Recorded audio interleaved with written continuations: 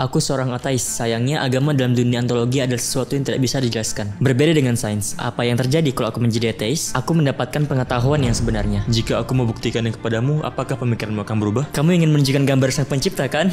Haha, tuh kan benar. Aku ingin membuat pengecualian. Kondisi lingkungan bisa membuatmu tuli dan bisu. Aku tidak membahas hal yang lain ya. Apakah kau bisa melihat alam? Hah? Tidakkah kau melihat dan mendengarnya?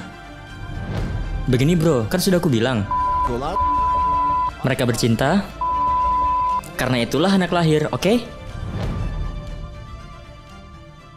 Apakah kamu kuliah di O2? Tidak, aku tidak kuliah di O2. Aku dulunya tinggal di Ankara dan kuliah di Universitas Balıkesir. Apa agamamu? Aku seorang ateis fanatik. Sayangnya, agama di dalam dunia ontologi merupakan sesuatu yang tak bisa dijelaskan. Berbeda dengan sains, apa yang terjadi kalau aku menjadi ateis? Aku mendapatkan pengetahuan yang sebenarnya. Apa yang tertulis di dalam Al-Quran tentang penciptaan berasal dari ilmu filsafat yang bertentangan dengan akal. Ateis menganggap bahwa sang pencipta itu tidak ada. Bisakah kamu memberikan satu bukti? Sebenarnya semua itu hanya teori pribadiku. Dalam Al-Quran sudah disampaikan dengan jelas, tapi itu bukan hal yang pasti. Kalau kita membahas semua itu secara teori, ada yang berpendapat bahwa sebelum Big Bang terjadi, belum ada apapun di alam semesta ini. Dan di dalam ilmu sains, hal ini juga belum dijabarkan. Belum ada yang bisa menyanggah pendapat itu sampai saat ini. Tapi untuk kedepannya, tergantung bagaimana mereka menjelaskan itu. Yang perlu aku lakukan sekarang adalah mengemukakan bukti-bukti yang aku punya. Jadi inikah bukti yang kamu punya kalau sang pencipta itu tidak ada? Apakah ada bukti kalau sang pencipta itu ada? Ayo kita bahas itu. Aku bisa memberimu bukti yang sangat jelas kalau sang pencipta itu ada. Contohnya apa? Itulah yang akan kita bahas. Ayo kita buktikan itu lebih dulu. Misalnya, kenapa kamu menerima ateisme padahal kamu sendiri tidak punya bukti kalau sang pencipta itu tidak ada? Karena tidak ada bukti yang menunjukkan kalau sang pencipta itu ada. Kalau begitu, misalnya ada bukti yang bisa diterima oleh akalmu. Apakah kamu akan mengubah pola pikirmu itu? Kalau tidak, ya mari kita akhiri pembahasan ini. Jangan-jangan, kalau emang Allah itu ada, aku tidak akan mengingkari hal itu, oke? Kalau sang pencipta itu ada, aku tidak bisa mengingkarinya dengan cara apapun. Kalau memang ada bukti yang bisa aku terima, kenapa aku tidak percaya? Kalau sains saja bisa mempengaruhiku, begitu juga dengan pembuktianmu. Tapi sains tidak bisa menjelaskannya. Begitu juga agama-agama samawi dan yang lainnya. Kalau aku bisa membuktikannya, apakah pikiranmu akan berubah? Kamu membuatku bingung. Kamu akan menunjukkan gambar Tuhan kan? Tuh kan benar, kamu mau menunjukkan gambar Tuhan. Aku akan memberikan contoh yang akan membuatmu berpikir. Oke, aku tunggu contohnya.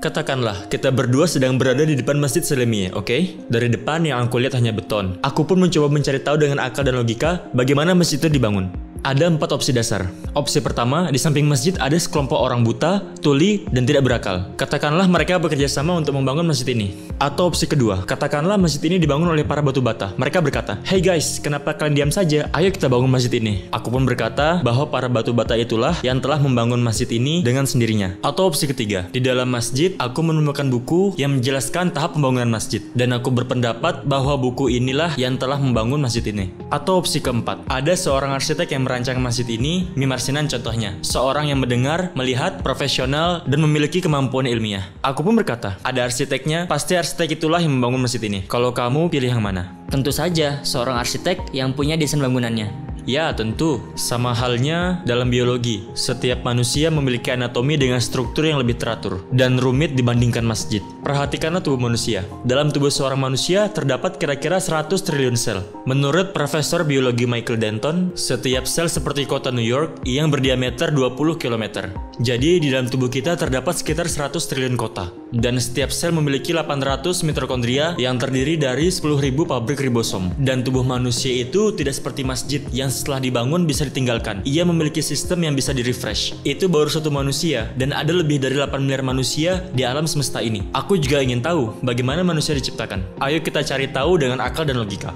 Katakanlah, di depanku ada 4 opsi agar manusia bisa diciptakan terus-menerus dari waktu ke waktu. Opsi pertama, katakanlah bahwa angin, alam, dan matahari yang buta, tuli, dan tidak berakallah yang menciptakan manusia. Tapi akal akan menolaknya. Kenapa? Karena sesuatu yang tidak melihat, tidak mendengar, dan tidak berakal, meskipun mereka bekerja sama, mereka tidak akan bisa menciptakan manusia. Tentu saja, aku tidak bisa menerima contoh yang pertama ini. Kawan, ingat ya bahwa kondisi lingkungan itu bisa membuatmu tuli dan bisu. Bisakah kau melihat alam? Hah? Kamu lihat nggak? Dengar nggak? Maksudnya, kenapa kamu bawa-bawa alam dalam pembahasan ini? Oke, kalau begitu, kamu tidak melihat dan tidak mendengarnya. Ya, Atau pada poin kedua, katakanlah bahwa atom dalam tubuh manusia saling bersepakat untuk mengatakan, "Hai guys, kenapa diam saja? Ayo, kita harus terus menciptakan manusia." Misalnya saya katakan seperti itu. Tapi akal pasti tidak akan menerima hal ini. Kenapa? Karena seperti yang sudah kita bahas pada contoh pertama, batu bata tidak bisa membangun masjid dengan sendirinya. Atom itu tidak bernyawa, tidak punya kesadaran maupun kehendak. Pastinya tidak bisa menciptakan manusia. Atau pilihan ketiga, aku sudah bilang kalau buku proyek tidak bisa membangun masjid dengan sendirinya. Sama seperti DNA yang merupakan buku proyek manusia. Ia tidak bisa menciptakan manusia dengan sendirinya. Artinya, DNA tidak mampu melakukan itu, bukan dia yang melakukannya. Bagian dari memorimu itu berasal dari DNA. Apakah kau tahu itu? Prosesnya terlihat pada DNA, tapi DNA hanyalah sebuah buku, bukan penulis. Atau opsi keempat, di awal tadi kamu percaya bahwa arsiteklah yang melakukannya. Nah, arsitek itu adalah manusia yang strukturnya lebih teratur dan rumit dibandingkan masjid. Pastinya ada arsitek lain di dalamnya. Bukankah lebih masuk akal kalau ada arsitek lain, yakni sang pencipta yang memiliki pengetahuan, kehendak, kemampuan, dan kehidupan? Dasarnya kehidupan adalah dunia. Kondisi dunia yang mendorong kita berpikir seperti ini. Sesimpel itu. Aku beritahu ya, setiap detik itu ada 5 manusia yang lahir ke dunia. Sistem ini berlangsung secara terus-menerus. Bagaimana hal ini bisa terjadi? Zigot terbentuk dari reproduksi seksual 9 bulan yang lalu dan kemudian berubah menjadi janin. Dari janin kemudian terciptalah bayi. Bayi itu pun kemudian lahir dari rahim ibunya. Kamu bilang tadi bayi berasal dari zigot, padahal zigot tidak memiliki pengetahuan, kehendak, dan juga kemampuan. Dia sendiri tidak memiliki kesadaran. Apakah menurutmu kesimpulan ini masuk akal karena alasan yang sangat sederhana? Apakah yang keempat ini bisa diterima oleh akalmu dengan sangat mudah? Bisa. Nah, kalau begitu bagaimana?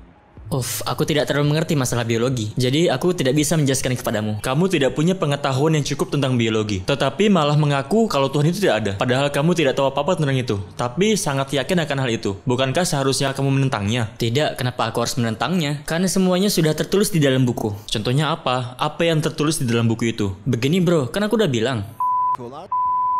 Mereka bercinta, karena itulah anak lahir. Oke, saya izin pamit.